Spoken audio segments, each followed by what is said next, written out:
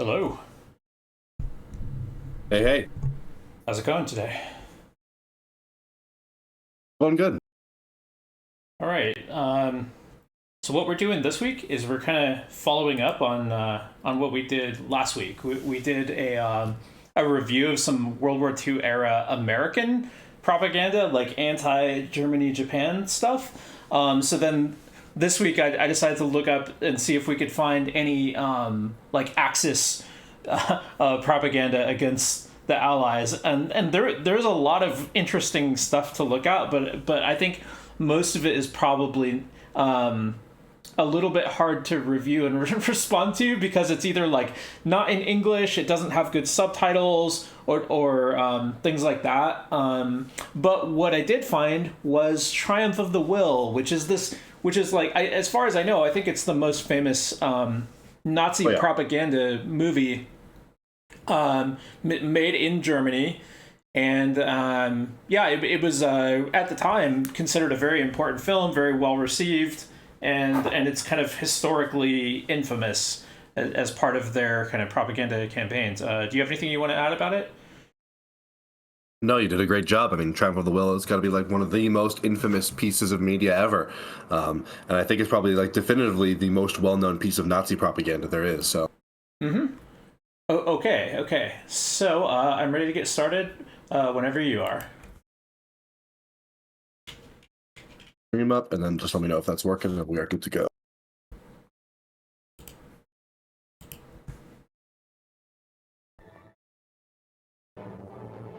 All right, I think we're good.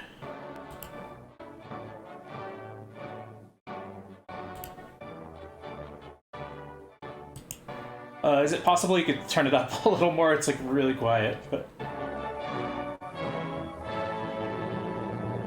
oh geez, it's still quiet even as loud as it gets, and I've got it at 200% too. Oh well.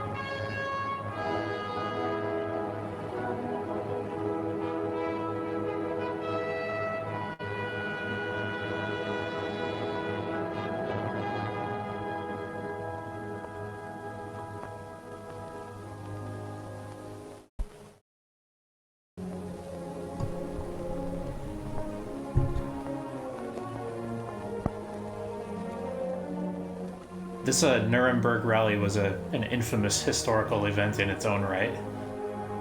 Nope.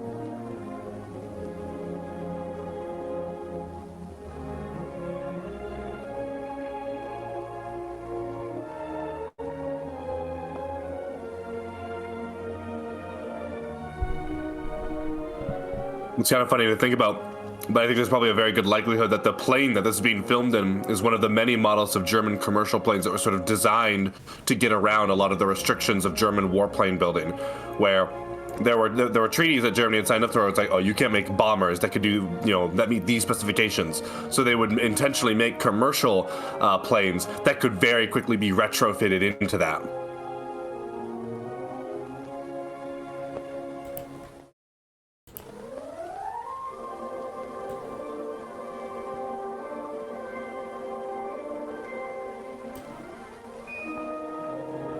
Hitler was a big fan of Wagner, the 19th century German composer. So I wonder if a lot of this music might be Wagner.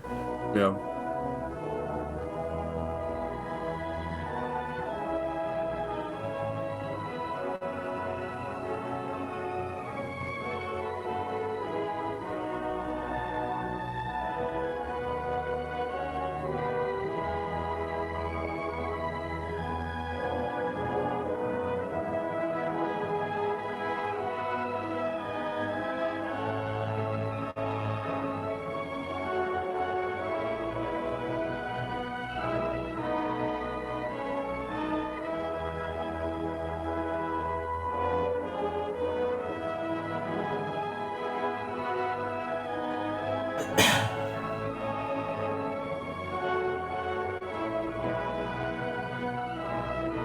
airplanes had just been invented a few decades before this. So, but by the way, this is probably like a very the Jurassic Park of its day.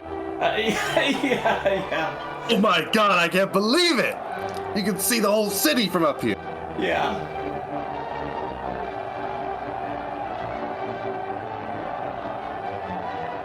The Avatar 2 of its day.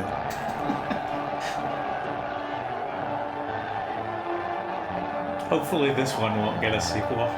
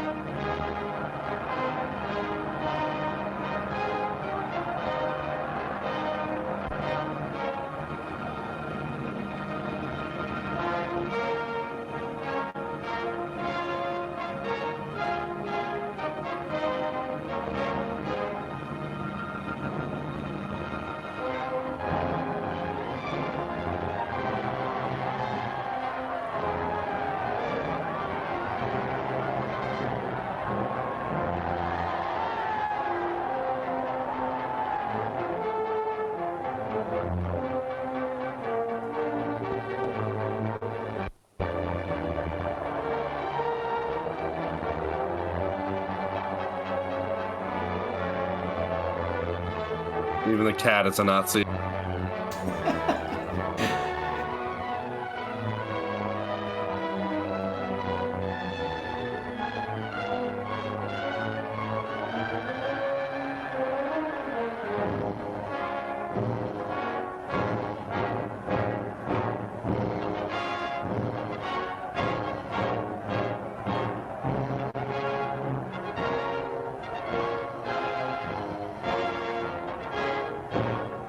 Yeah, just the fact that you can't even see that kind of arm movement today without thinking Nazi is just a huge indication of how successful their kind of iconography was.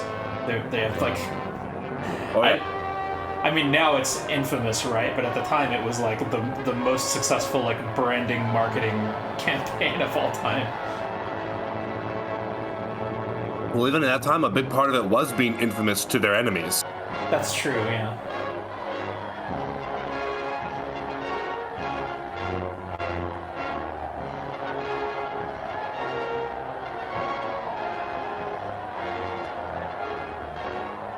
A lot of the ways in which our history views the Nazis, especially military history, sometimes is done in the ways the Nazis wanted to be remembered, of these like unstoppable walls of tanks and blitzkriegs and stuff that oftentimes are actually pretty inaccurate when it comes to the actual history of like the German military and how it was executed in World War II.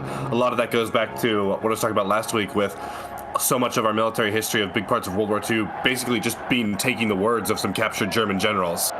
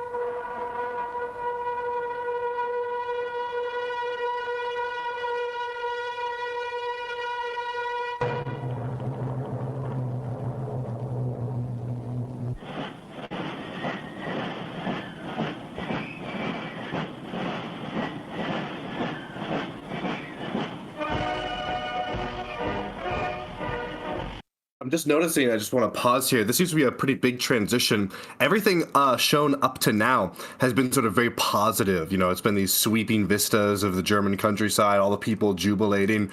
I wonder, I mean, maybe we're about to just go right back into that, but I wonder if it's about to transition into sort of, you know, not just, oh, we have this beautiful, wonderful nation, but also we're a powerful nation. We're something to be feared in a certain respect. Well, there's got to be some kind of drama to it if they want to stir up people's emotions. But what I was kind of thinking, the direction they're probably going to go with it is more like, we have this beautiful nation that's worth protecting, but it's under threat from these insidious enemies or something like that. But then the last arc of it, I would figure, would be like, but we are powerful and we will overcome them, so something like that.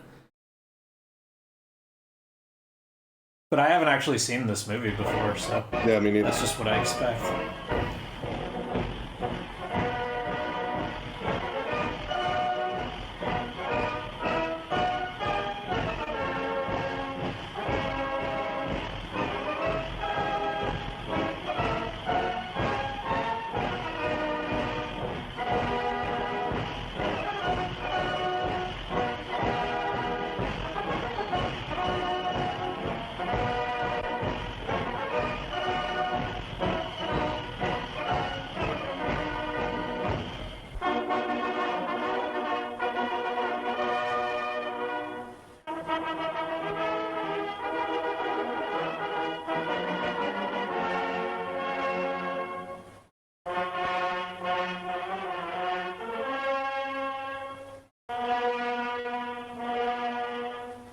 I think it's interesting how much they're showing the iconography of the Nazi Party specifically, as opposed to iconography that represents Germany as a nation, right? But it's like they're certainly trying to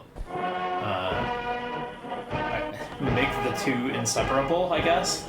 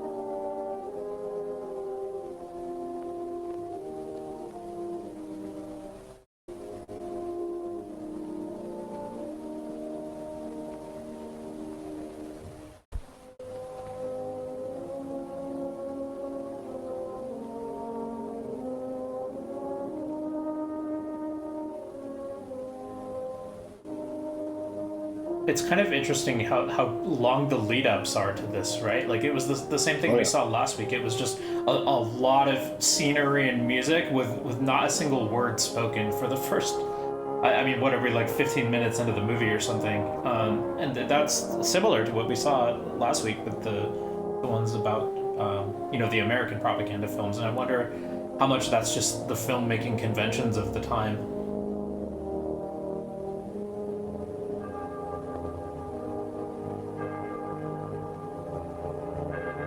I'm really curious if we're going to see any footage of sort of some of the bad stuff that happened to Germany, especially during and after the war, because that's a huge piece of Nazi propaganda, the idea that Germany was really victimized in the aftermath of the First World War.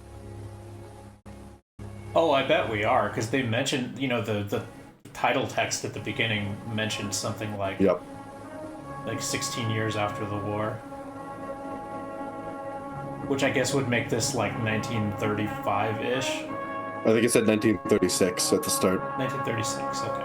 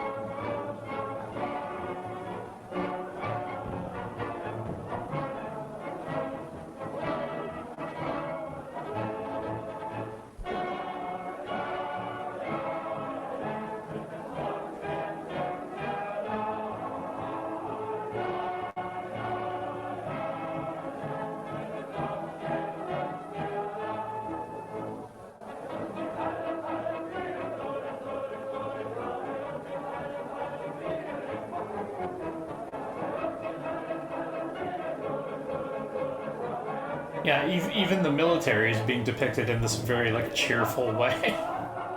Yep.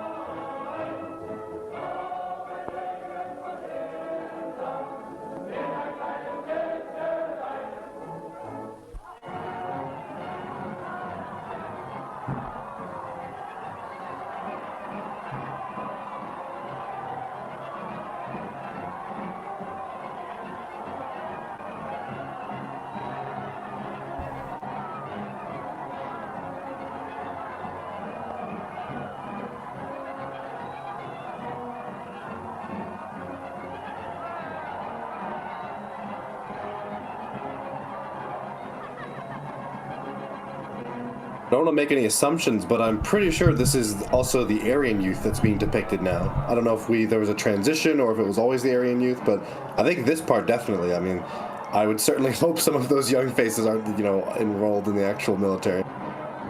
Yeah, I think you must be right. And, at the time, I think that was roughly this, like, almost like their equivalent of the Boy Scouts or whatever, but except it was like closely tied to the ideology of the Nazi party.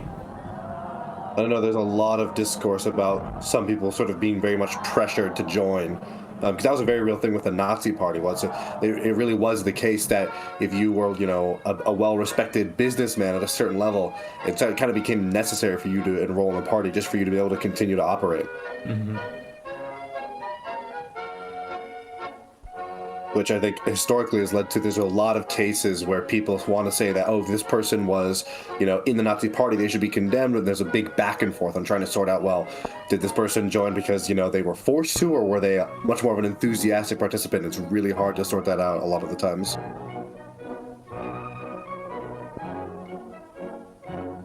I think at their height, they had maybe about a third of the country in their party, something like that.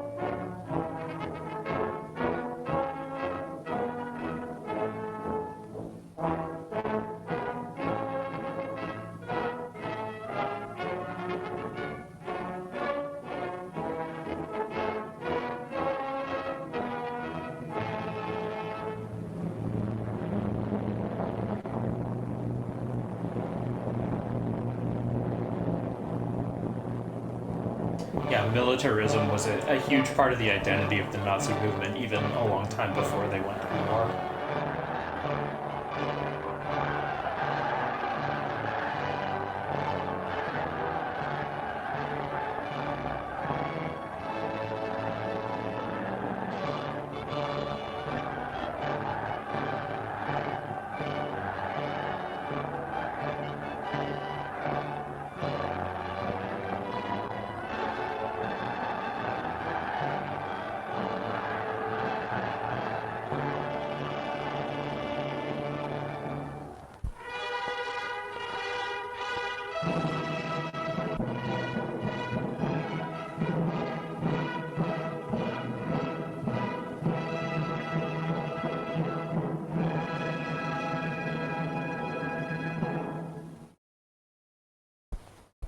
Den Kongress des 6. Parteitages eröffne ich mit dem ehrfurchtsvollen Gedenken an den in die Ewigkeit eingegangenen Generalfeldmarschall und Reichspräsidenten von Hindenburg. Wir gedenken des Generalfeldmarschalls als des ersten Soldaten des großen Krieges und gedenken damit zugleich unserer gefallenen Kameraden. Ich begrüße die hohen Vertreter auswärtiger Staaten, welche der Partei die Ehre erweisen, an der Tagung teilzunehmen. In aufrichtiger Kameradschaft begrüßt die Bewegung besonders die Vertreter der jetzt unter dem Befehl des Führers stehenden Wehrmacht.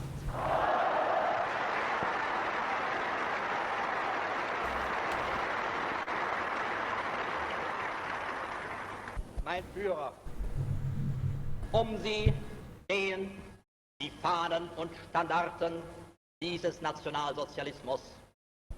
Wenn Ihr Tuch einst morsch sein wird, erst dann werden die Menschen ganz fähig sein, rückblickend die Größe unserer Zeit zu verstehen und zu begreifen, was Sie, mein Führer, für Deutschland bedeuten.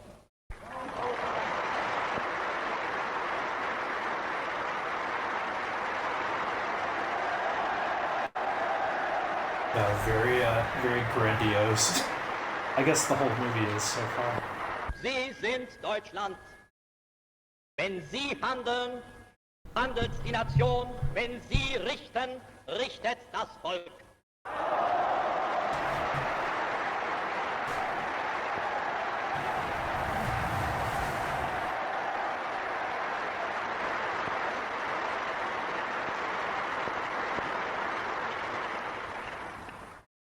Unser Dank ist das Gelöbnis, in guten und in bösen Tagen zu Ihnen zu stehen, komme was da wolle.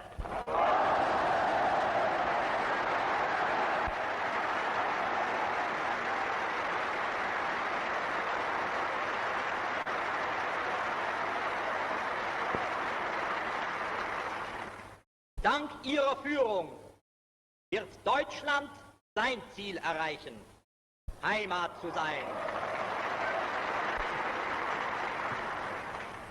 Heimat zu sein für alle Deutschen der Welt.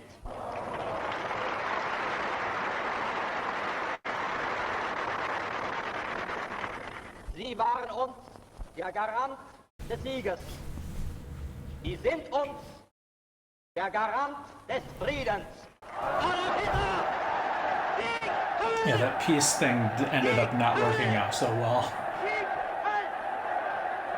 And the victory thing, for that matter.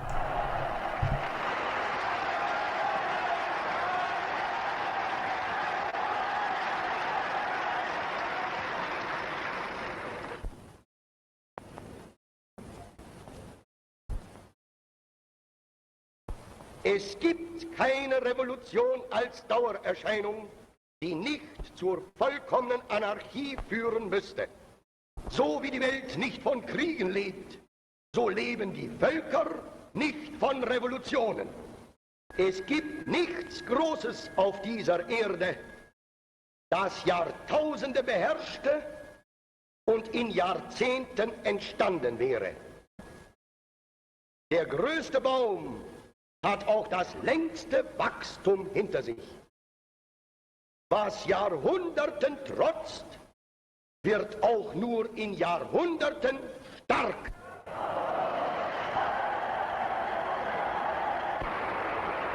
Das ist unser unerschütterlicher Glaube an uns selbst. Das ist unsere Hoffnung auf die Jugend gerade Can we pause heute. for a second?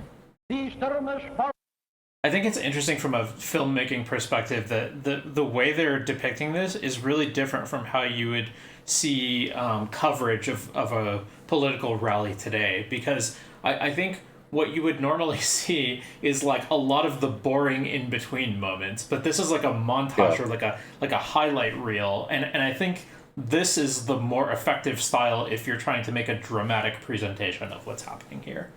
Yeah, no, 100%. I think it's kind of similar to like a clip compilation, you know, of like, just to give like an example, like the difference between showing like a full Ben Shapiro speaking event versus like only the most fiery moments of like a back and forth, like a, you know, some angry college student.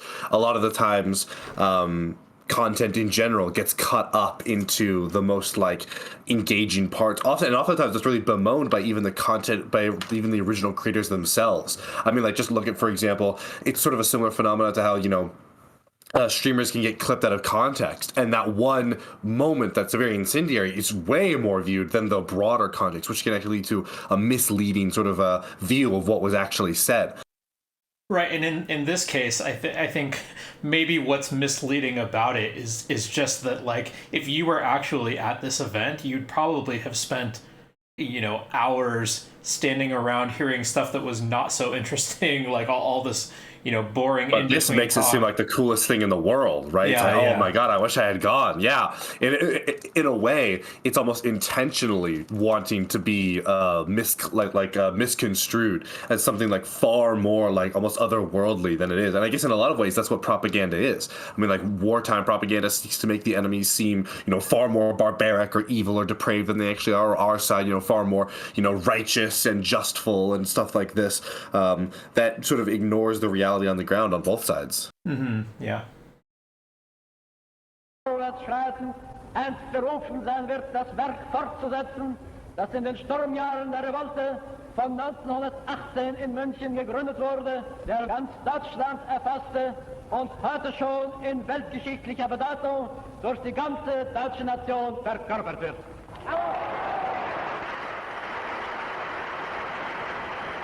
Denn die Wahrheit ist das Fundament, mit dem die Macht der Presse steht und There's some irony. Und dass man die Wahrheit über Deutschland berichtet, das ist die einzige Forderung, die wir an die Presse auch des Auslandes stellen.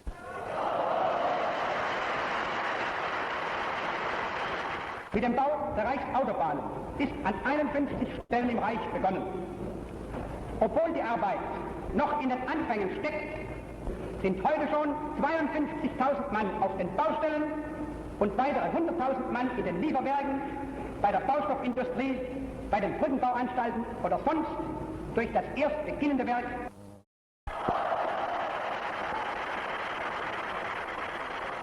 Wohin wir blicken, überall wird gebaut, überall werden Werte verbessert und Werte neu geschaffen, überall herrscht seit einem Jahr reges Leben und wird auch in Zukunft reges Leben herrschen. Die Gesunderhaltung unserer Bauern ist die erste Voraussetzung für das Blühen und Gedeihen unserer Industrie, für den deutschen Binnenhandel und für den deutschen Export.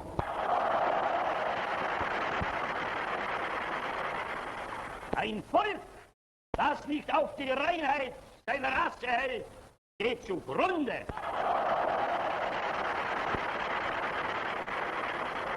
All unsere Arbeit muss von einem einzigen Gedanken beherrscht werden, den deutschen Arbeiter zu einem aufrechten, stolzen und gleichberechtigten Volksgenossen zu machen. Ich kann nur als Führer der deutschen Rechtsdiener sagen, dass da das Fundament des nationalsozialistischen Staates die nationalsozialistische Rechtsordnung ist, für uns unser oberster Führer, auch der oberste Can we pause again for a second? Und dass wir, die wir The way they're speaking, it almost seems to me like they're imitating Hitler's speaking style, but I don't really know if it's that or if it's that they and Hitler are both influenced by the popular speaking styles of the time. But it seems like it's got to be one or the other with this you know. Yeah, I mean, they're definitely not speaking in a way that's, meant to calm people.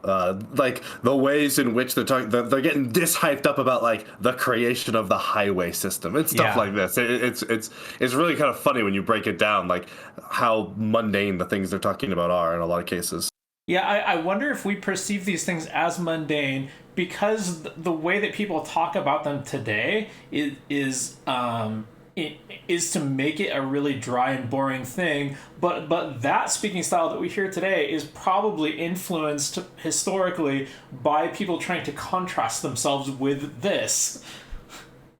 So I don't know. Yeah, I guess another thing is, at the time, I mean, the German highway system was one of the first in the world. It's famously, Eisenhower saw the effect that it had on the Germans' ability to move troops around. That sort of was a great source of motivation for him to push for that when he got back home. And I believe that actually the highway system gets started under Eisenhower, I believe, is when that project first begins and goes on for many years afterwards. Yeah, that's right. And a lot of the highways that we have in America today date from the 1950s, and yeah, for that exactly that reason. Yeah. Wir wissen, wie heilig gerade unserem Führer die Grundsätze dieses Rechtslebens sind. Auch Ihnen Volksgenossen versichern können, Ihr Leben, auch Ihr bürgerliches Dasein ist gesichert in diesem nationalsozialistischen Staat der Ordnung, der Freiheit und des Rechts.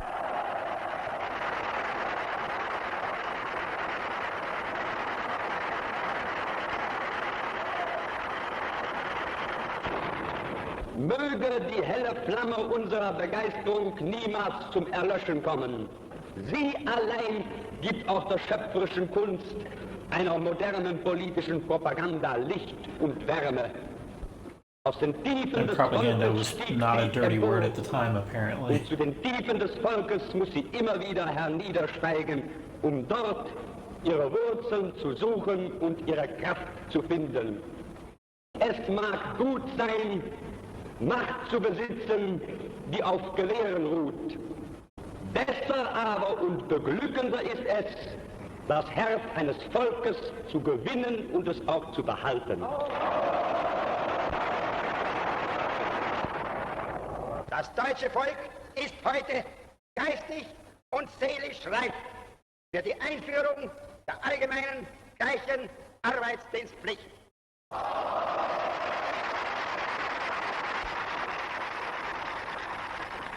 Wir harren des Befehls des Führers.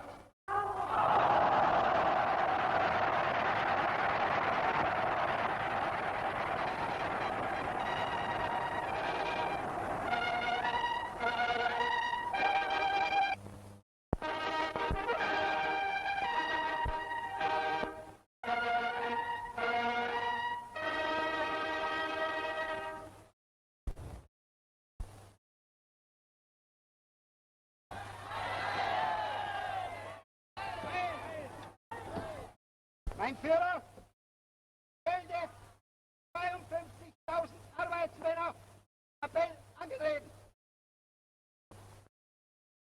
Halt, Arbeitsmänner! Halt, mein Führer! Warten! Immer! Warten!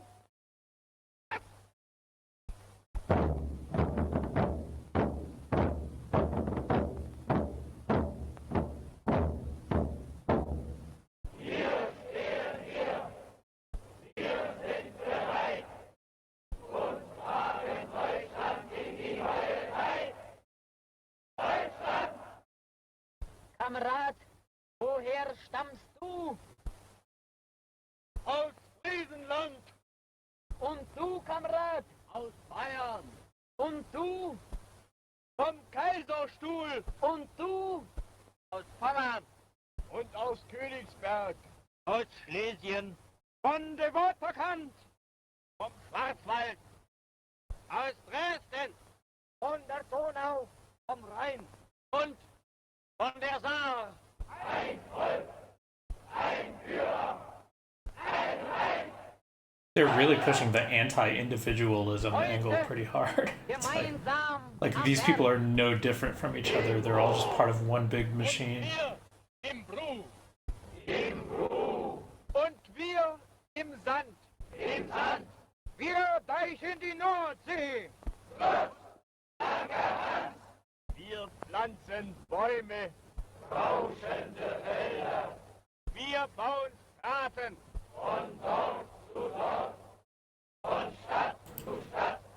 Wir schaffen dem Bauern neuen Acker. Felder und Felder. Acker und Brot. Für Deutschland.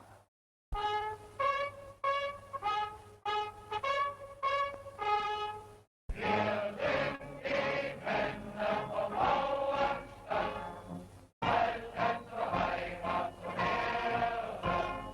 So in der Welt uns fliegen das Land und senken die Saat in die Erde. Wir bauen das Haus auf den festen Grund und schließen das Neue den alten Bund, den Bund zwischen Menschen und Erde.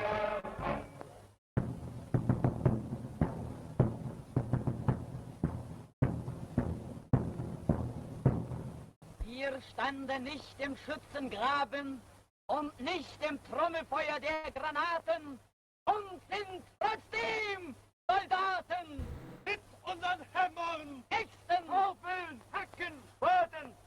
Wir sind des Reiches junge Mannschaft. Wie einst bei Langemark. Bei Tannenberg. Vor Lüttich. Vor Verdun. An der Firma. An der Düne.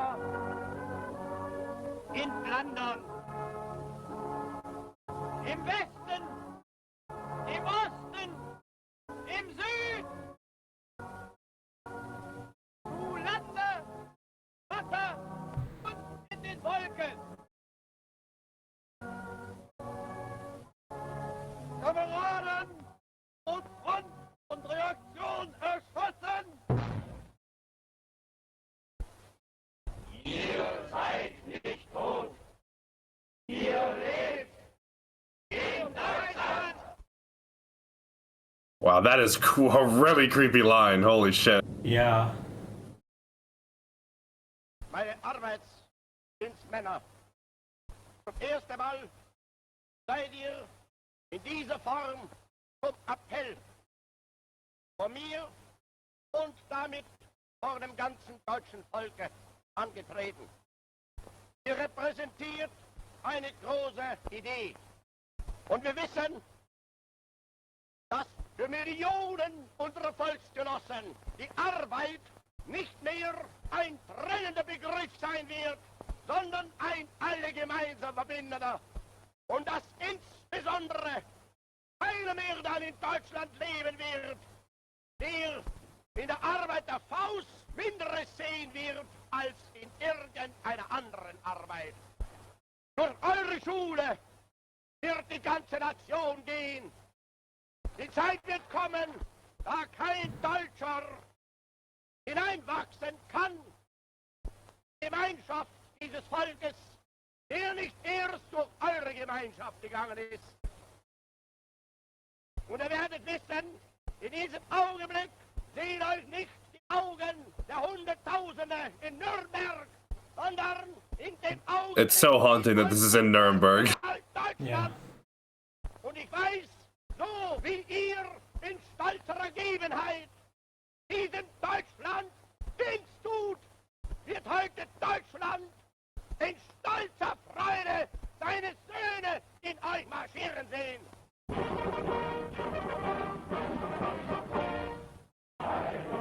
he had that line about work will no longer be a dividing concept, and I wonder if he was referring to the kind of Marxist idea of class struggle and trying to repudiate that. I don't know about Marx specifically, but I know there is actually a lot of stuff in sort of Nazi ideology and some of Hitler's speeches that does feel oddly like more left-leaning, class-literate type stuff that we really don't typically associate with Hitler. Perhaps, maybe we should. Yeah. But like he has a specific line where he talks about how, yes, some people have to pay higher taxes, but they have that privilege of being able to contribute to the great German state more than the rest of us. Right, they certainly did not think of themselves as leftists, but they were appropriating some amount of like leftist language and political analysis. The problem is terms like left and right, when you go this far back, start to really lose any sort of coherency. Well, at least like they certainly at least didn't mean the same things that they meant today. But I think they were very much like anti-communist, anti-socialist, for whatever that's worth, and even while taking on board like some, they certainly believed that the state that there should be a close economic relationship between the state and the people.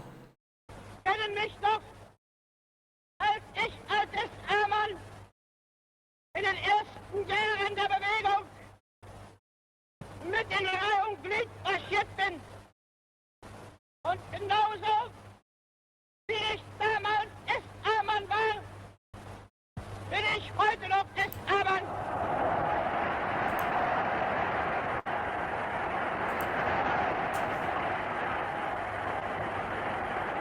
Wir S-Amanner haben immer nur eins gekannt: Treue zum Führer und Kampf für den Führer.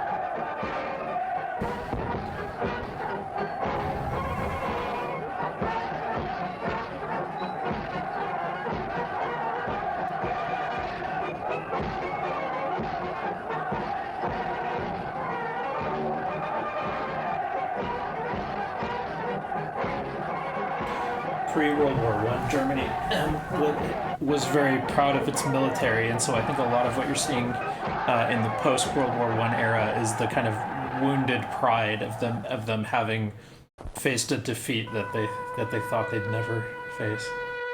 Well, especially a really big part of that was this belief of like the backstab myth.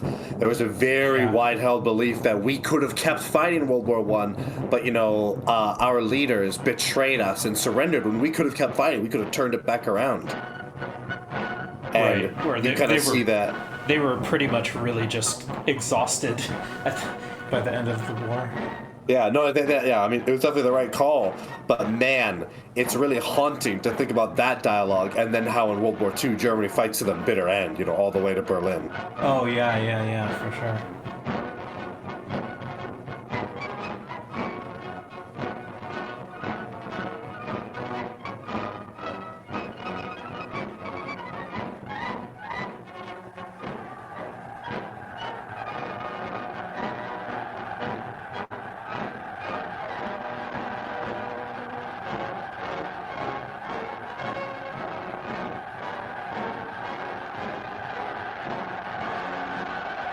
But I mean, likewise, the Allies kept fighting pretty hard after suffering some pretty bad initial setbacks and did come back to win.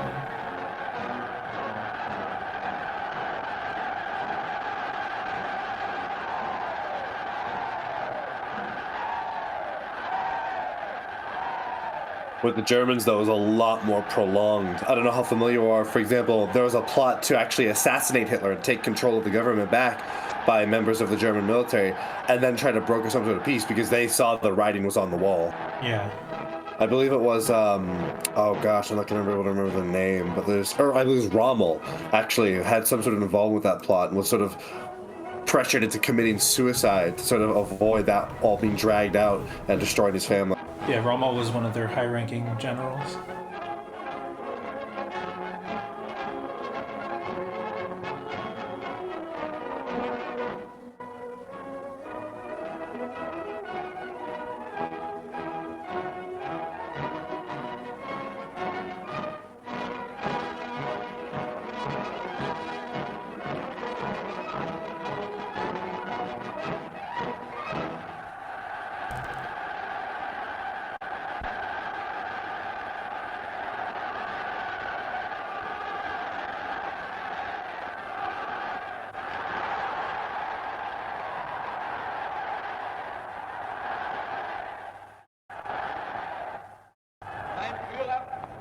Meine Kameraden, wieder erleben wir diese Stunde, die uns stolz und glücklich macht. Nach Ihrem Befehl, mein Führer, steht hier eine Jugend, die keine Klasse und keine Kaste kennt. Nach Ihnen formt sich die junge Generation unseres Volkes, weil sie die höchste Selbstlosigkeit dieser Nation voranleben, will auch diese Jugend selbstlos sein, weil sie die Treue für uns verkörpern. Darum wollen auch wir treu sein. Adolf Hitler, der Führer der deutschen Jugend, hat das Wort.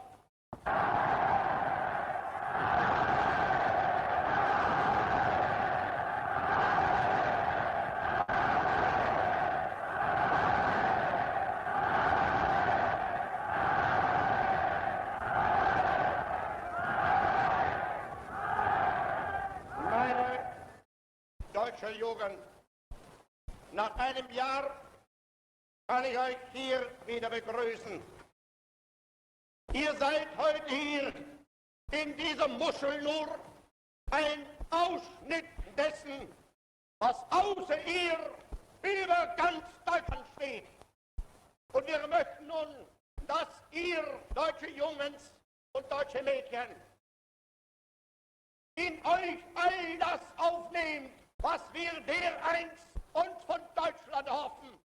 Wir wollen ein Volk sein. Und ihr, meine Jugend, sollt dieses Volk nun werden.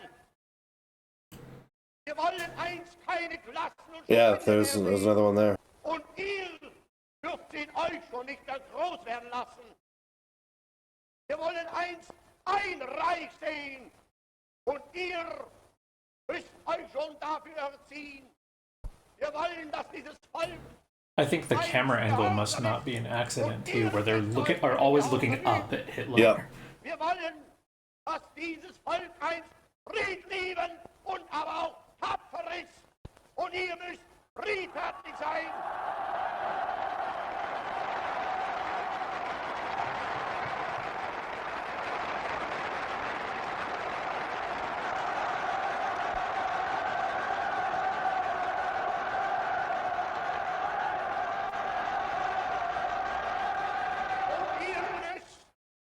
Deshalb friedfertig sein und mutig zugleich.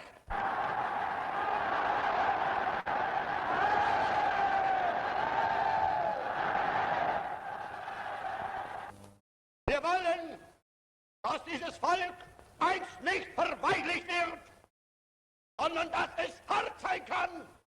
Und ihr müsst euch in der Jugend dafür stehlen.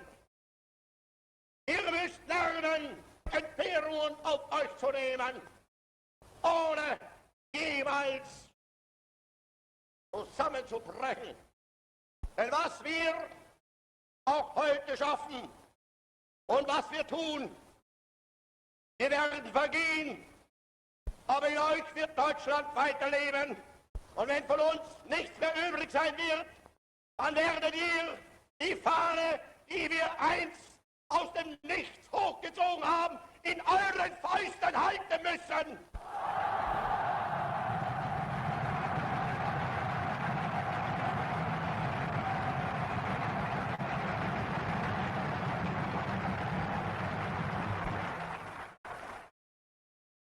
Und ich weiß, das kann nicht anders sein, denn ihr seid Fleisch, von unserem Fleisch und Blut, von unserem Blut.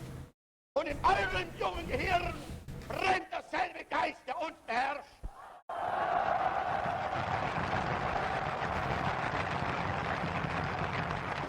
Ihr könnt nicht anders sein, als mit uns verbunden.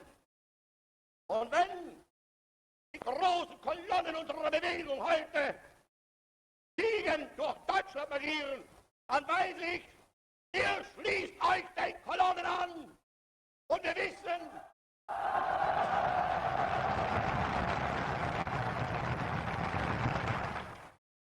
vor uns liegt Deutschland, in uns marschiert Deutschland und hinter uns kommt Deutschland.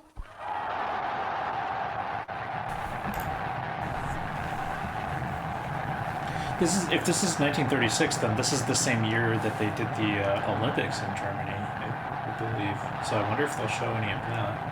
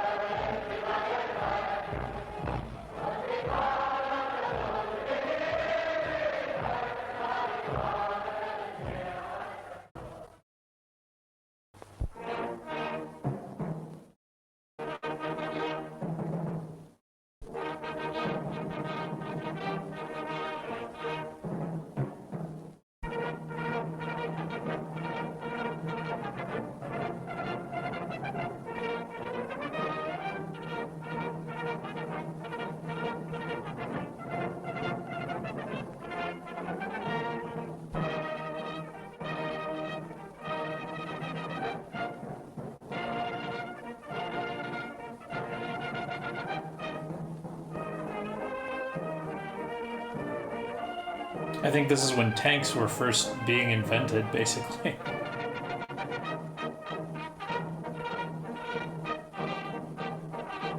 Well, if you're seeing Hitler look over them, it must be after World War One at the very least, so that's decently well into the development.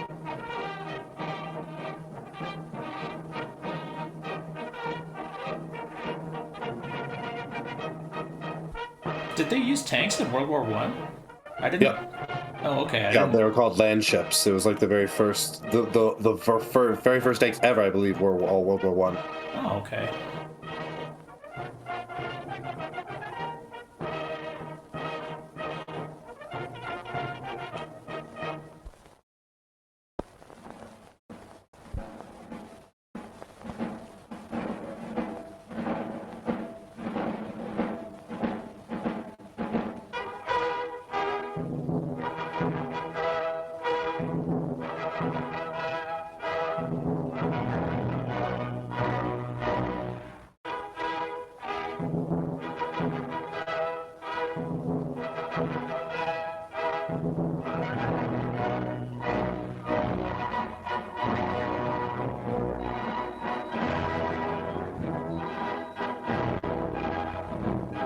So far, it's almost nothing but positive, triumphant, emotional tones or whatever.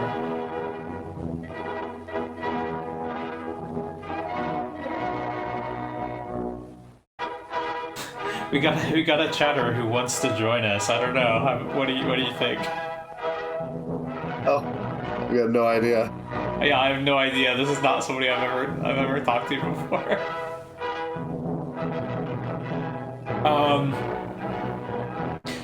Sorry, I'm gonna say no for now. I'm just a little apprehensive about having a stranger on, but thank you for your interest.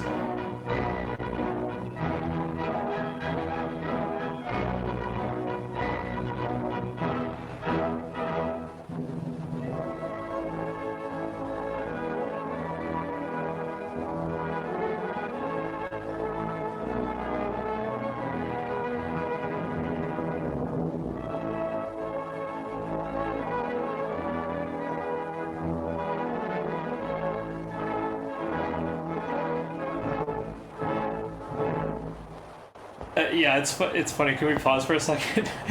So the chatter says you're literally watching Nazi propaganda, and that's what you're worried about. Yeah, I mean, I think what you're saying does make some amount of sense, right? Like we're watching something that carries with it a risk factor. There's a lot of discussion around Twitch about whether or not to platform controversial ideas and stuff, right? But I think the fact that we're doing something a little bit risky today is actually part of the reason why I'm particularly concerned about having a stranger on to join us, right? Because if we're watching Nazi propaganda and then it makes me feel like we need to be a little bit more careful than usual about who and what kind of messages we're putting out. Chatter says, you have watched 55 minutes of watching Nazi propaganda. You are actually clinically insane. Well, okay. In that case, I'm glad I didn't invite you on. I think you're kind of validating that I made the right call, but okay. I'm just so curious. What's the reasoning of having watched Nazi propaganda makes you clinically insane? I mean, a lot of history classes will have you watch A Triumph of the Will in its entirety, or sections of it. Mein Kampf is required reading in many courses to analyze and understand how such a violent ideology sort of pervasively made its way into German society. I'm just legitimately curious what they're trying to say, but I mean, in case there's any confusion about it, we are not Nazis, and we are not trying to push their messaging. I mean, we are trying to see what we can learn from their messaging or so. The chatter says we should watch Avatar 2 or something. Well, I've already seen it 3 times. I don't know, but now that you say it, I might go see it a 4th. Avatar 2, amazing movie. God, if you're listening and you haven't seen Avatar 2, you gotta go see it while you still can in theaters, because it is a big screen experience. Oh my gosh, some of the best action I think I've ever seen in a movie, period. I didn't think John Wick 1 could ever be topped, but somehow James Cameron did it. I guess you shouldn't doubt the guy who made the Terminator movies, but gosh darn it, man, that movie's so good. Yeah, I don't think we're going to be reviewing it on Twitch while it's while the copyright problems exist with that, but we're instead reviewing something that's 80 years old, so I think we're good copyright wise. I guess, I mean, do they really? I guess if it's not obvious, Nazis are bad and we don't like them. We're watching this video to sort of analyze the ways in which they do propaganda as a way to sort of educate and learn about that. But just in case anyone wasn't on the same page, your takeaway for these videos should not be that Hitler is good. Yeah, and by the way, last week we were reviewing World War II American propaganda, so we're kind of doing a follow up on that. We're not, it's not just out of context. We love watching Nazis or whatever. So, please don't get that idea. Like I understand, if you've never watched our show before, I can understand why somebody might come in and think, why are you doing this? But yeah, this is a historically important film, and we want to see what we can learn from it.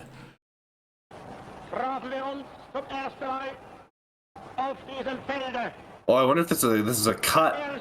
This is now the second the Congress in the following year. Nationalsozialistischen Partei. 200.000 Männer sind nun versammelt, die nicht hergerufen hat, als There's such a big emphasis on bringing the German people together. That's really interesting. hergerufen hat, Yeah. als das Gebot ihrer Especially because you have to keep in mind, I mean, what, German unification, that's not that long ago in this context. Yeah, I mean, 1870-ish. yeah, so I would just be legitimately curious if part of the reason why that is part of sort of forging a German national identity, or if that was sort of already behind them, and this is just sort of generic, you know, bringing the people together. That'd be something, man, I'd love to talk to someone who's more informed about the attitudes of Germans in regards to a national identity in this time period. I guess that's a very specific discipline, but die nicht verstehen, die nicht die gleiche Not in ihrem Volk gelitten haben.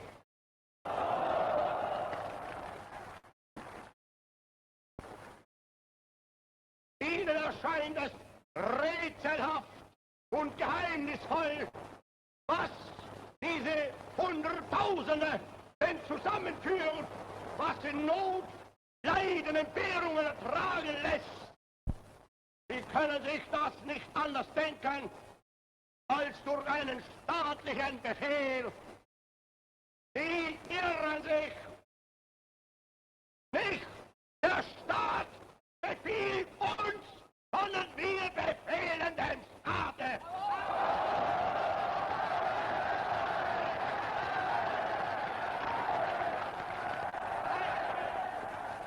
Nicht der Staat hat uns geschaffen, sondern wir schaffen uns unseren Staat. He's kind of borrowing some of the language of democracy there. It's funny. Die Bewegung, sie lebt und sie steht felsenfest begründet. Und solange auch nur einer von uns atmen kann, wird diese Bewegung seine Kräfte leihen und für sie eintreten, so wie in den Jahren, die hinter uns liegen.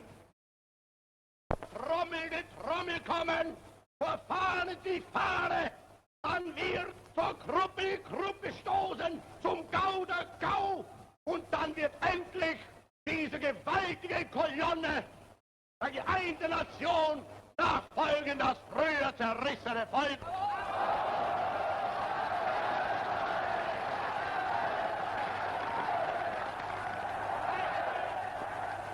Es würde ein Frevel sein, wenn wir jemals sinken ließen, was mit so viel Arbeit, so viel Sorgen, so viel Opfern und so viel Not erkämpft und errungen werden musste.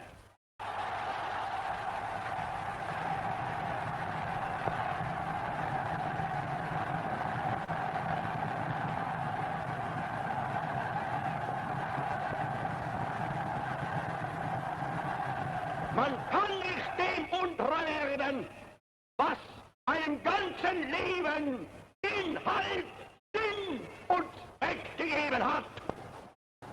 Es wird nicht so etwas aus nichts, wenn diesem Werde nicht ein großer Befehl zugrunde liegt. Und den Befehl the other thing I'm sort of noticing, Emma, the more this goes on, the more it sort of becomes more cemented as a theme, is this idea of a purpose or a need. And I'm realizing sort of earlier, I wonder how much of that would have been viewed at the time as very similar to, or as part of, or rather, I wonder how much at the time all their talk about, for example, like the highway system or stuff like this would have been viewed as part of that, as this national purpose. Especially, I mean, if you actually, now that I think about it, if you consider the rebuilding of Germany, just from like an industrial perspective after, you know, the carnage of the First World War and stuff like that. I mean, the idea of recovering Germany, they say it right at the beginning, right? I mean, talking about Germany's road to recovery. Yeah, gosh, now that I think about it, I wonder how much it really seems like a lot of this is all playing into one central idea. Yeah, well, it would make sense if the movie is titled Triumph of the Will, right? It's like we've got this one unified German will, and we're going to move as if we are one organism. It does kind of strike me as similar to religious language, which isn't something that they've explicitly touched on yet, but given what's on screen right now, it looks like they might be about to. Yeah, let's see. Gab uns kein irdischer Vorgesetzter, den gab uns der Yep. Gott, der unser Volk geschaffen hat. Oh wow, that's it. Yeah, that's the part one of the movie. And so far, I'm kind of just struck by how much they've really just stuck to talking about the, to taking that like positive triumphant tone about the glory of Germany and the unity of the people, and they haven't yet really gotten into almost any of the stuff about their, the perceived threats to that, which Very is straightforward. Yeah. They have briefly mentioned some stuff about the First World War and having to rebuild from it. But other than that, there's so far almost nothing about. Yeah. Yeah. I'm curious as well. Something I always think about is how when you have any political movement, good or bad, you need different kinds of appeal to different kinds of people. Yeah. And I wonder, real voice, I wonder what the target audience for something like this was. Was this something that was supposed to play to the general German public and, paint for, oh, this Hitler, he's not such a bad guy? Was this something meant for more of the core of Hitler's base, something to really motivate people that are already pretty in line? That's something that I'd be really curious about, because that really colors and shades everything that we're seeing. Is this the kind of thing that would have been appealing to all Germans versus a narrow sect of Germans? That really makes me think differently about how strong some of the language is versus, because if this, for example, is something that's palatable to all Germans, well then, man, I can only wonder how much further, something that would be more aimed at Nazi hardliners would be. Versus if this is for Nazi hardliners, then I'm curious, how do they sort of massage this message when they put it in front of other people? That would be something I'd really be curious as if there's any sort of knowledge about about the making of this movie. What was the intended audience, and where did it end up playing?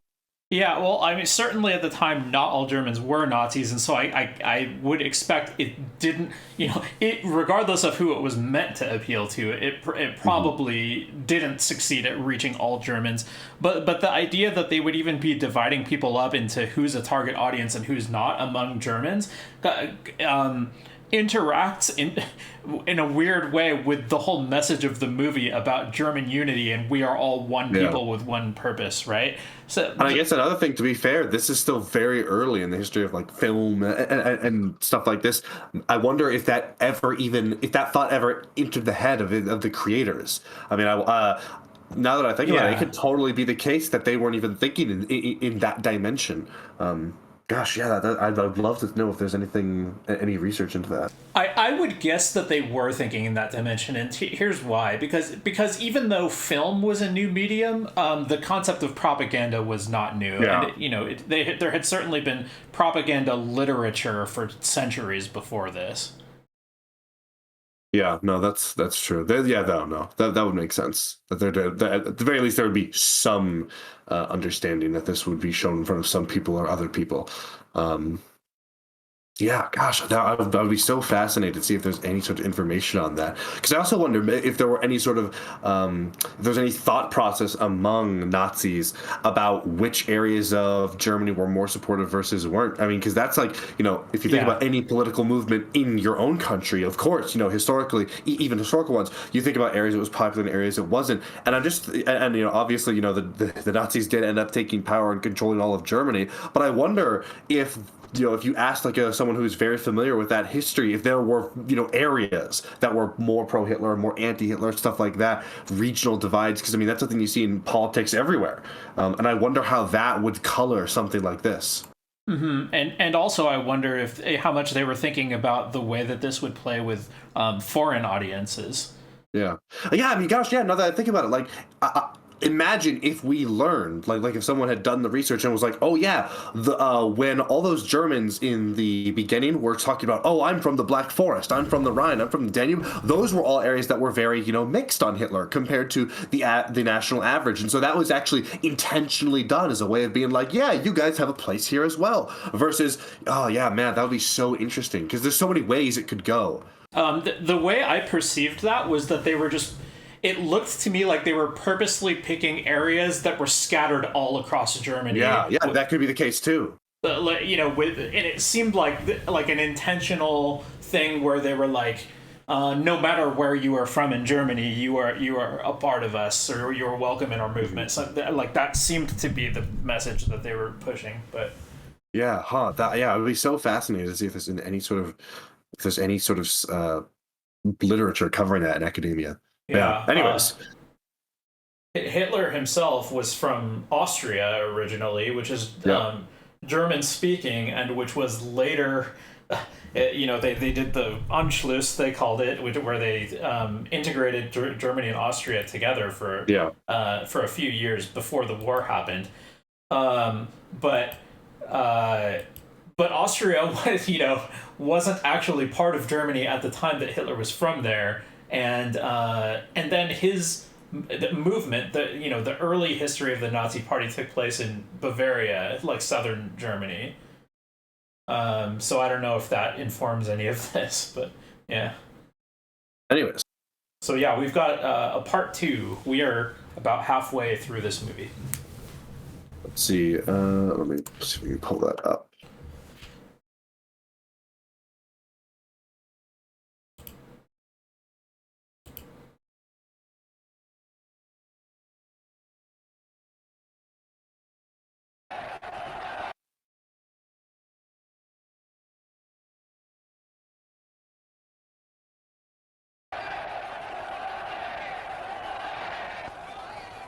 So sei dann unser Gelöbnis an diesem Abend, in jeder Stunde, an jedem Tag, nur zu denken an Deutschland, an Volk und an Reich, an unsere deutsche Nation.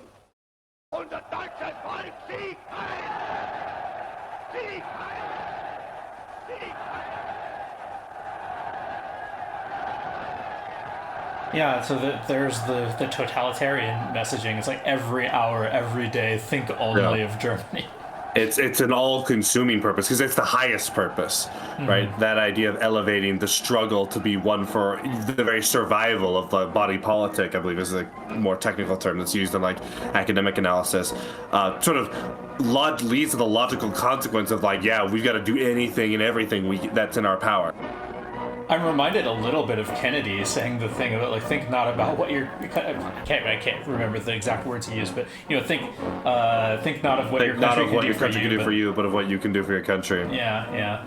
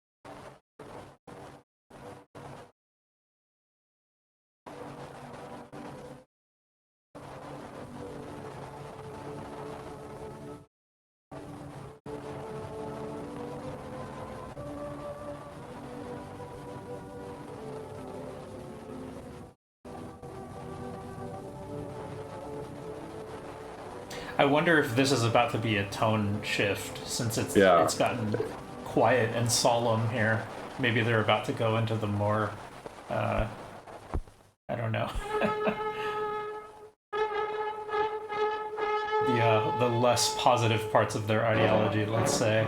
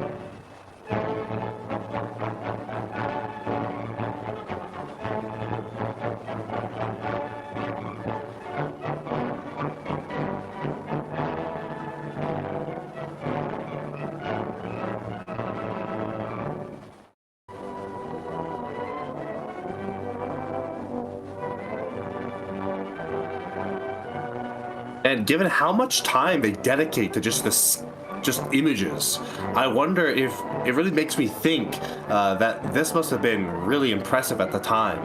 Yeah. Like, and I'm just thinking, I mean, this might have been the first, for a lot of people, the only time they'd ever seen an image of this many people. I mean, that doesn't seem that seems very plausible to me. And I just wonder how much thought there was put into of, let's show them, all these supporters of Hitler, and show them that, like, I guess I'm searching for the right word. It's not, because it's not powerful, but it's just immense. It's so spectacular. Well, it's almost like military parade imagery is probably It's probably where you would have seen it before this era, right? Like, but in this case, they're representing the entire nation as if it's a military parade.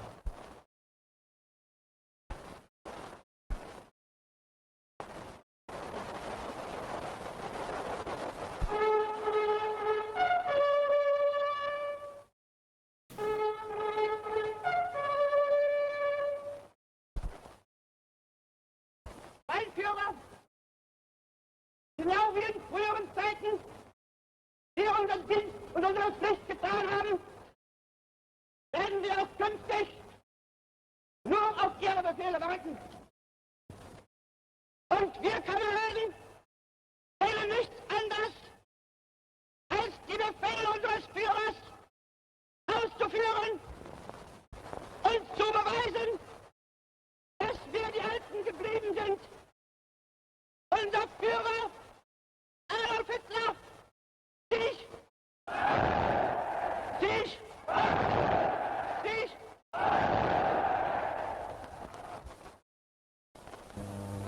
SA und SS-Männer. Vor wenigen Monaten hat sich über der Bewegung ein schwarzer Schatten erhoben. Die SA hat so wenig als irgendeine andere Institution der Partei mit diesen Schatten etwas zu tun. Sie täuschen sich alle, die glauben, dass auch nur ein Riss in das Gefüge unserer einzigen Bewegung gekommen sein. Die steht fest, so wie dieser Block hier. Und die wird in Deutschland durch nichts zerbrochen. Und wenn jemand sich am Geiste einer SA versündigt, dann trifft das nicht diese SA, sondern nur diejenigen selbst, die es wagen, sich an ihr zu versündigen.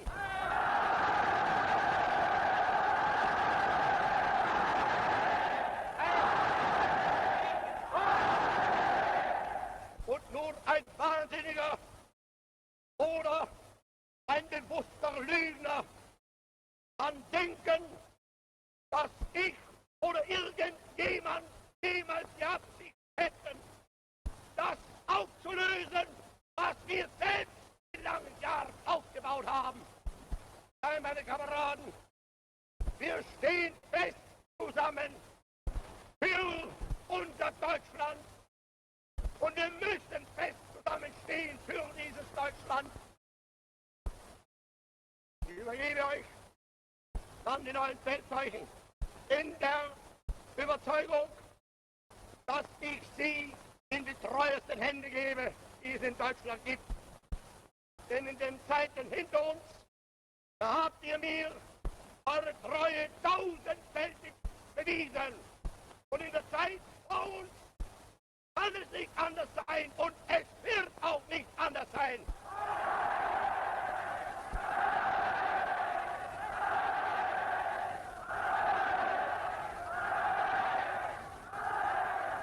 Und so grüße ich euch denn als meine alten, treuen S-Aules S-Männer.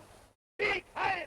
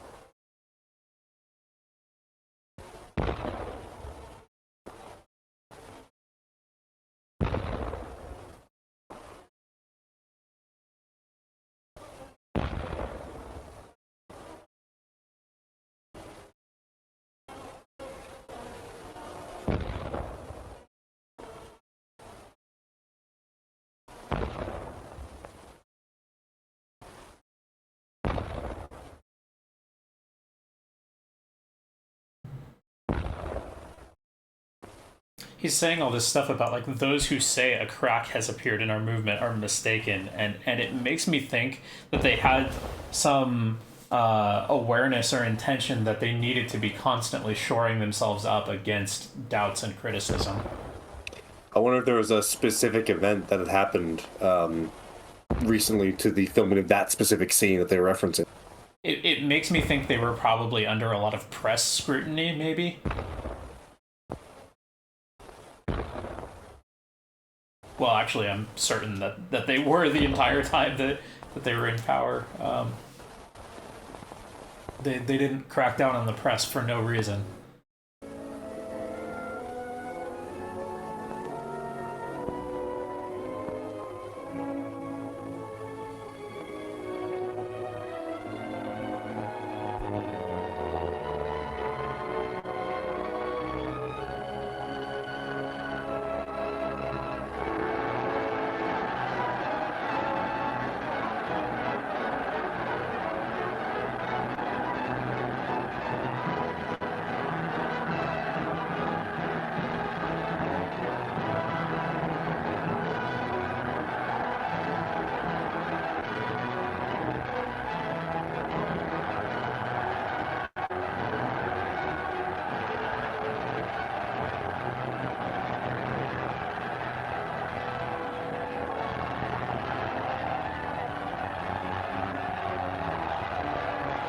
This whole movie is a lot less wordy than I expected it to be. It's just so much of just images and music.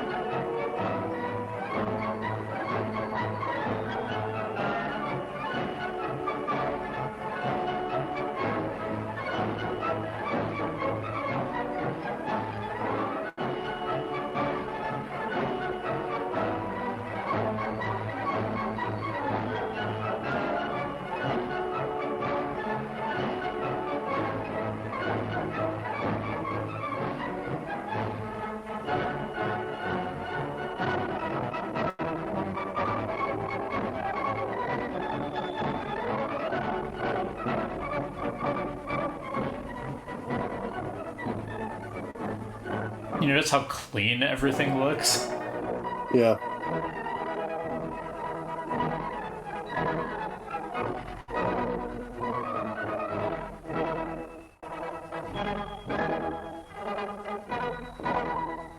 Like, it's not the way a city street would look on any random day. Like, certainly they prepared for this, you know, knowing that it would be filmed, I would think.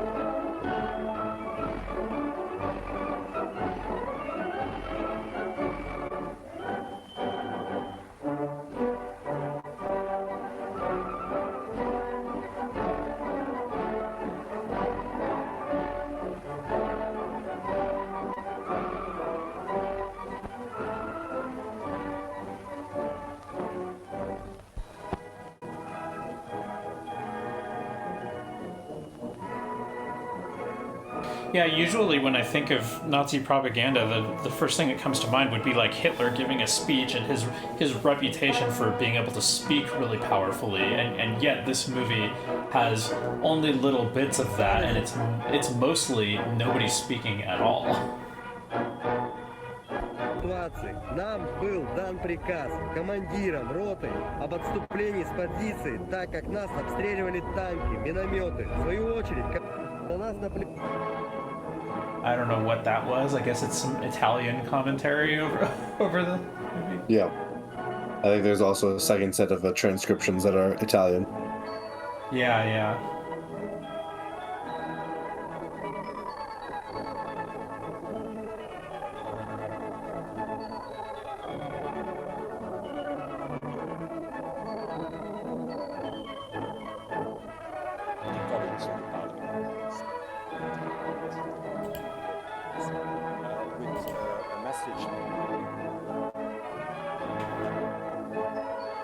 Tako razumljiv. Ja sam tu za malo.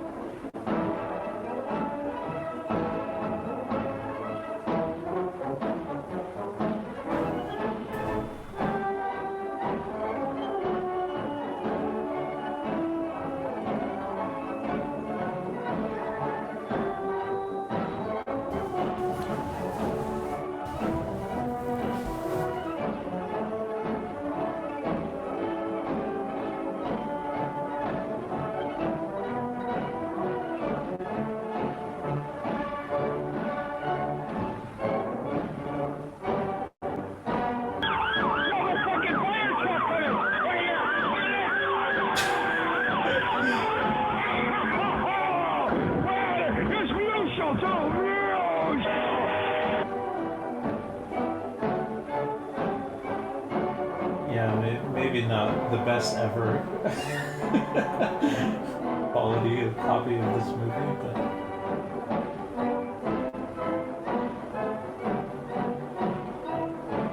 but it's the one we've got.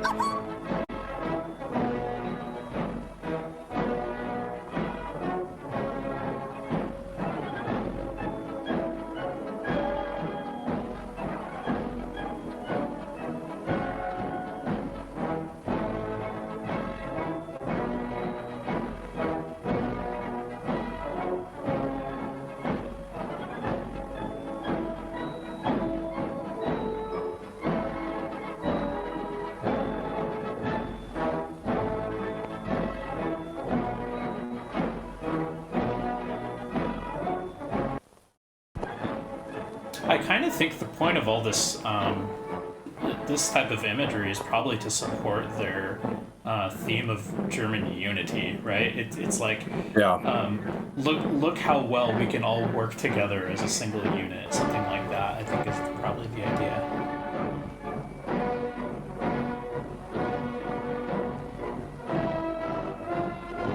Yeah, I think a feel-good spectacle like this is really powerful, especially when you're trying to sort of pitch a more nationalist view of, the country coming together and doing these great things.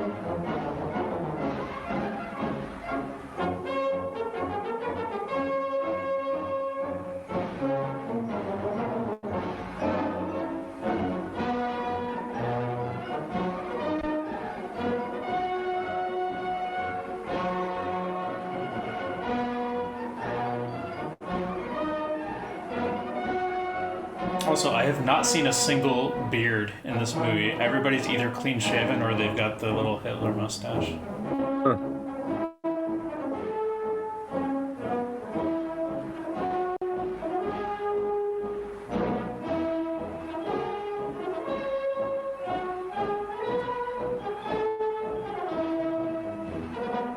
My God, they like showing footage of big groups of people moving.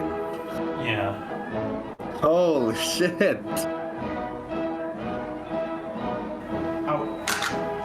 I think it's the demonstration of their political power, right? Drop.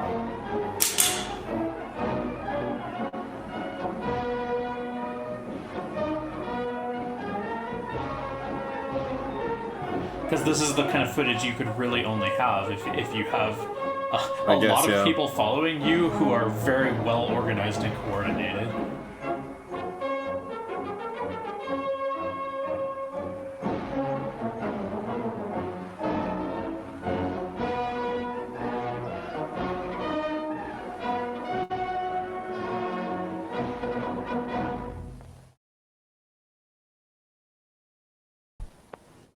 Es spricht der Führer.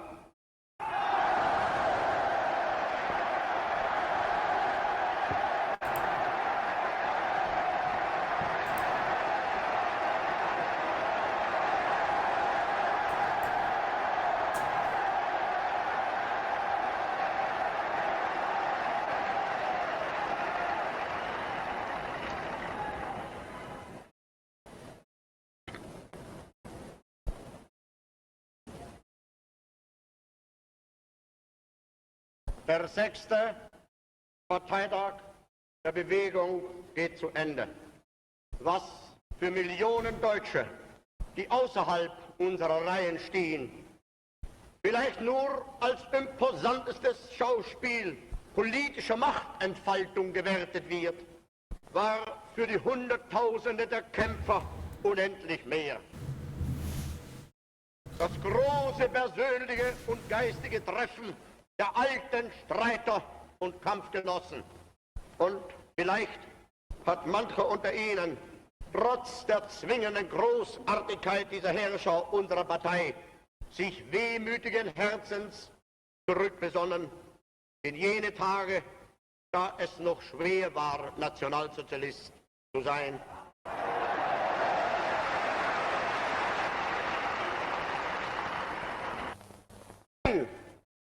Als unsere Partei gerade 7 Mann hoch war, brach sie schon 2 Grundsätze aus. Erstens, sie wollte eine wahrhaftige Weltanschauungspartei sein. Und zweitens, sie wollte daher kompromisslos die einzige Macht und alleinige Macht in Deutschland.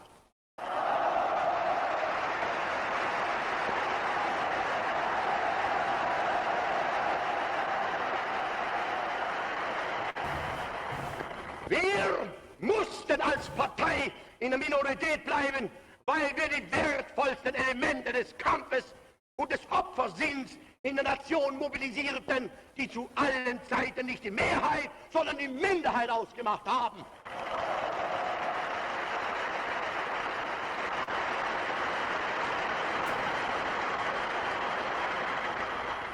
Und weil dieser beste Rassenwert der deutschen Nation in einer stolzen Selbsteinschätzung, mutig und kühn die Führung des Reiches und Volkes forderte, hat das Volk sich in immer größerer Zahl dieser Führung angeschlossen und unterstellt.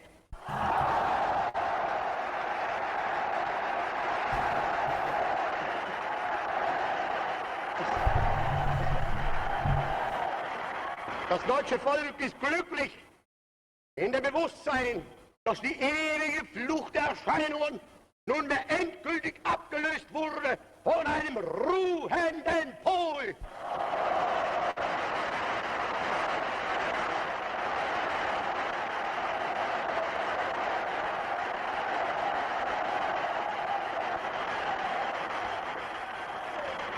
Der sich als Träger seines besten Blutes fühlen und dieses wissend zur Führung der Nation erhoben hat und entschlossen ist, diese Führung zu behalten, wahrzunehmen und nicht mehr abzugehen. They had just come to power about 2 years before this, I think.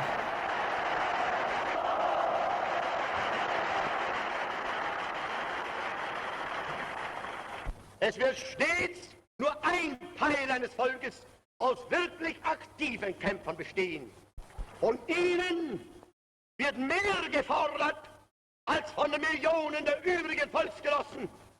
Für sie genügt nicht die bloße Ablegung des Bekenntnisses, ich glaube, sondern der Schwur, ich kämpfe.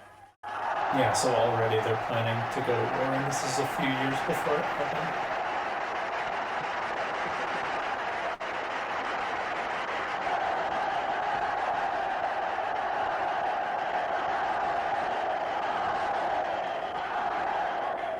Die Partei wird für alle Zukunft die politische Führungsauslese des deutschen Volkes sein. Sie wird in ihrer Lehre unveränderlich, in ihrer Organisation stahlhart, in ihrer Taktik schmiegsam und anpassungsfähig, in ihrem Gesamtbild aber wie ein Orden sein.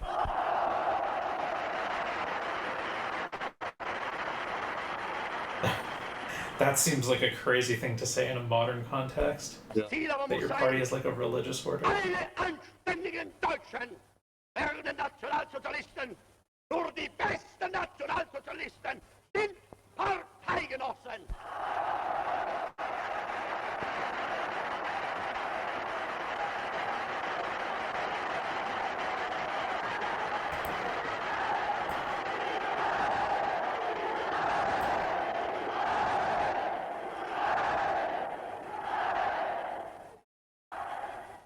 Einst haben unsere Gegner dafür gesorgt, dass durch Verbot und Verfolgungswellen von Zeit zu Zeit die Bewegung wieder ausgekämmt wurde von dem leichten Zeug, das sie für ihr einzufinden begann. Heute Selbstmusterung halten und abstoßen, was sich als schlecht erwiesen hat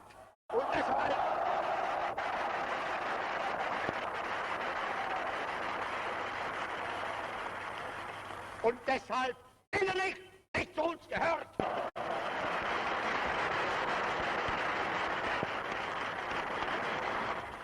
Es ist unser Wunsch und Wille, dass dieser Staat und dieses Reich bestehen sollen in den kommenden Jahrtausenden. Wir können glücklich sein zu wissen, dass diese Zukunft restlos uns gehört.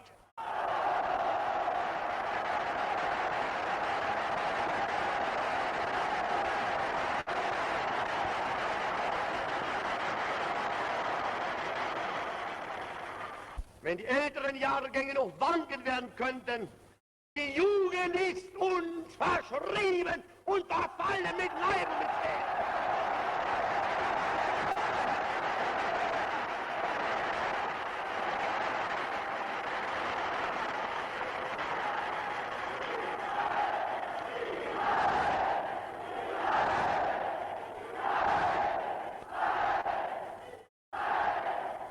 Nur dann, wenn wir in der Partei durch unser aller Zutun die höchste Verkörperung des nationalsozialistischen Gedankens und Wesens verwirklichen, wird sie eine ewige und unzerstörbare Säule des deutschen Volkes und Reiches sein.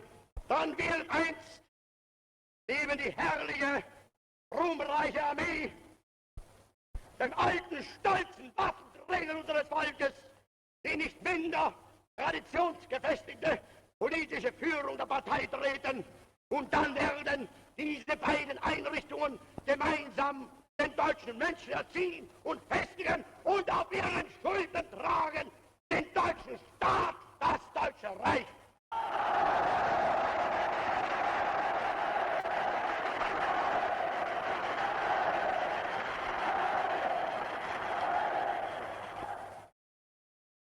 In dieser Stunde verlassen schon wieder Zehntausende von Parteigenossen die Stadt, während aber die einen noch von der Erinnerung zehren, werden andere schon wieder beginnen zu rüsten zum nächsten Appell, Und wieder werden die Menschen kommen und gehen und stets aufs Neue ergriffen, beglückt und begeistert sein. Denn die Idee und die Bewegung sind Lebensausdruck unseres Volkes und damit ein Symbol des Ewigen. Es lebe die nationalsozialistische Bewegung! Es lebe Deutschland! Can we pause for a second? Man, he really just lays it out. Like, it's just there's no talking around whatsoever. Yeah. One thing that I thought was really interesting was he was talking about, like, when we achieve the highest ideals of our party, then we will be this, eternal, indestructible pillar of Germany or something like that. Yeah. But he doesn't even really say what the ideals are, and almost nowhere in this movie do they even say what the ideals are. And so it leaves me to think it's like, well, the ideals are we are really powerful and we will be victorious all the time and triumphant and. I mean, I think there was one point in the movie where they said something like order and honor and justice or something like that, and that's as close as they got to even describing what their ideal society would be like beyond just beyond just like going into how glorious it will be that we hold power over everyone. Mm-hmm. Yeah, I think. Man, there's not much to say because I feel like they're just they're so out in the open about it. I guess it really harkens to, or doesn't harken back to, but it kind of demonstrates how far we've come in certain respects. That that people can't be so upfront about pretty toxic and horrible ideas like this anymore. Man, I don't know if you've ever had conversations with your friends, but me and my friends sometimes will talk about, man, imagine being a criminal back in the day. It must have been so OP compared to now with all the technology, CCTV, et cetera, et cetera. Man, propagandists today must feel the same way because these guys are just out in the open saying it compared to all the sort of very subtle and nuanced ways in which ideas will try to be sort of layered and filtered down through like different social media platforms. Man, these guys just come out and say it full-throated.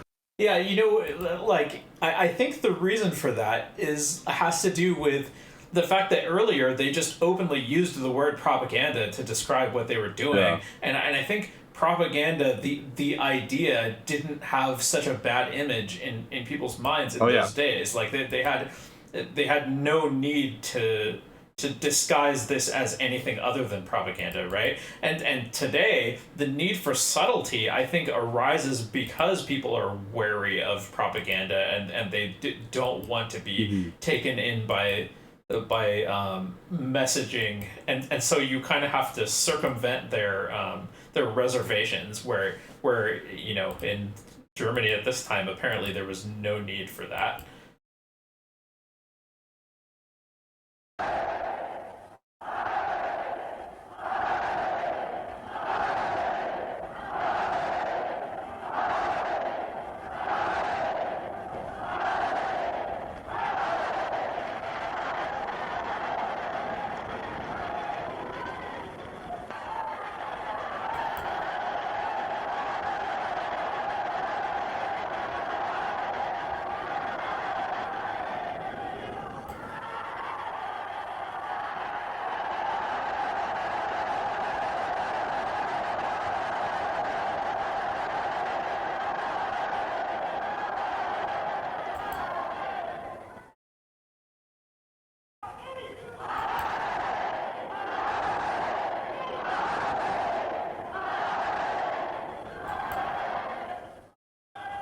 Die Partei ist Hitler. Hitler aber ist Deutschland, wie Deutschland Hitler ist. Hitler Sieg Heil! There's just a total union of like these ideas and the idea of the nation. It's fascinating, but it's also really disturbing. The way in which there's no room to not be a member of the party if you believe in Germany. There's no that sort of the logical consequence is that those that are against you are not just people you disagree with, but they're against your nation, against your people. It's an existential struggle for survival in a way that doesn't allow for any moderation or any mean of there's no agreeing to disagree if everything is elevated to this level. Yeah, and a few minutes ago when they were basically giving this justification for like purity testing, right? They were doing this thing about Yeah. like we need to get rid of the worst and weakest members of our party because they do not belong with us, and the implication being it only the most virtuous people who meet our ideal can be members of our party in the first place, and therefore whenever you meet someone who's in our party you must think of them as a virtuous person who embodies these ideals, right? It's kind of crazy.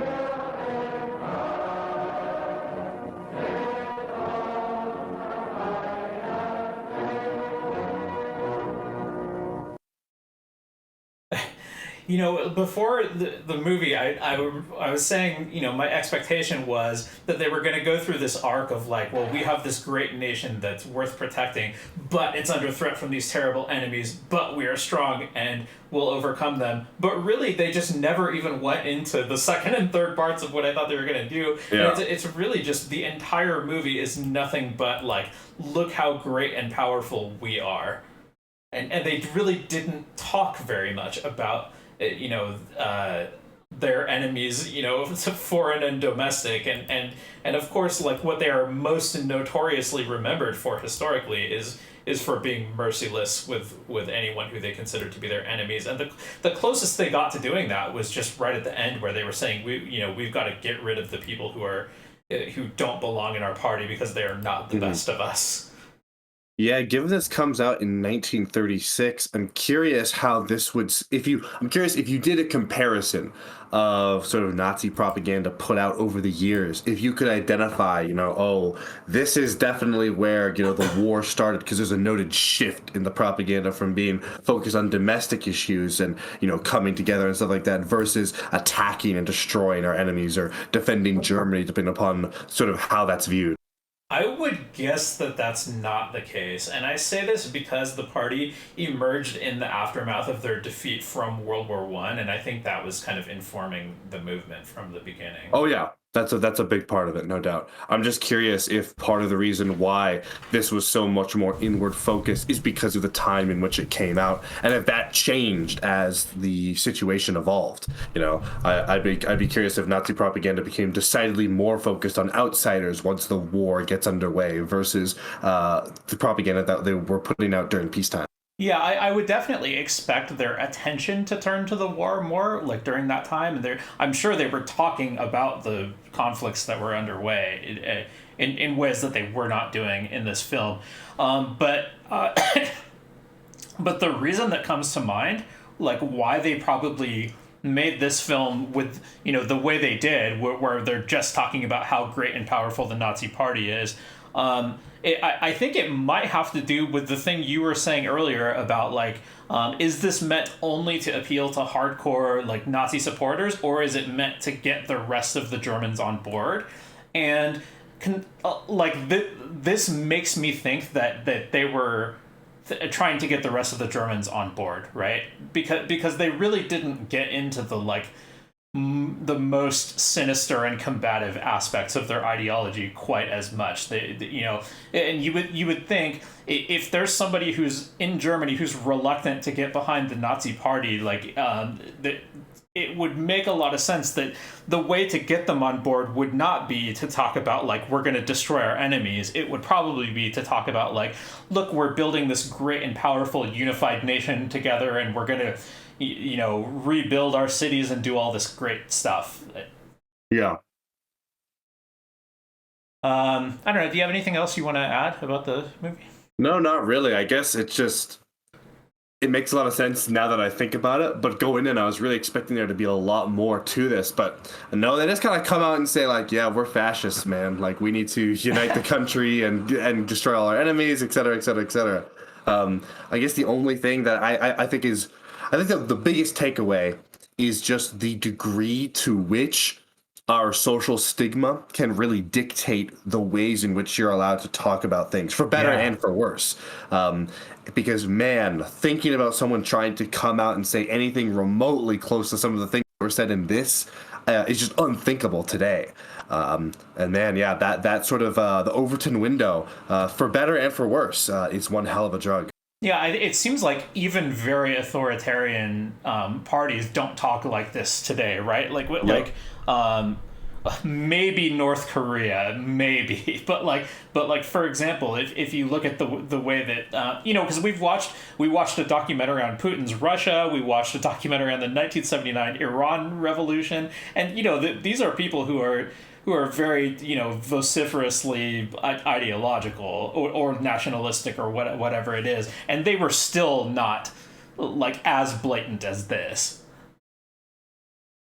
Yeah.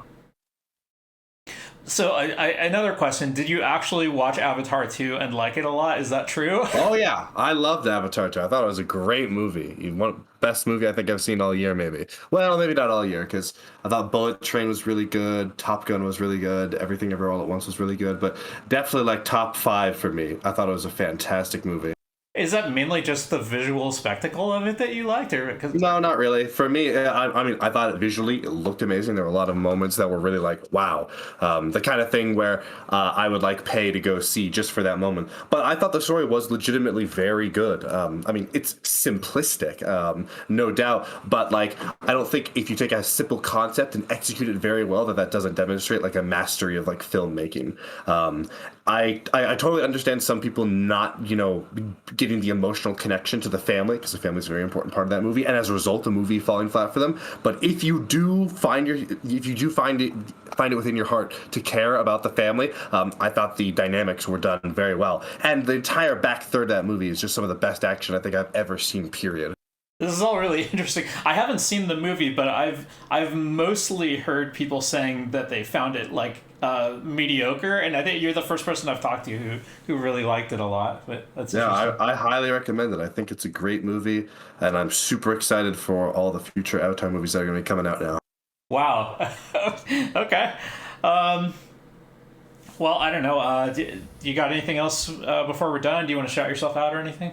Yeah, twitch.tv/Flowtrace, twitter.com/Flowtrace, and go see Avatar 2 while you still can, because you'll be kicking yourself if you don't see it on the big screen where it was meant to be seen, okay? All right, well, thank you very much for joining us, and peace out. See ya.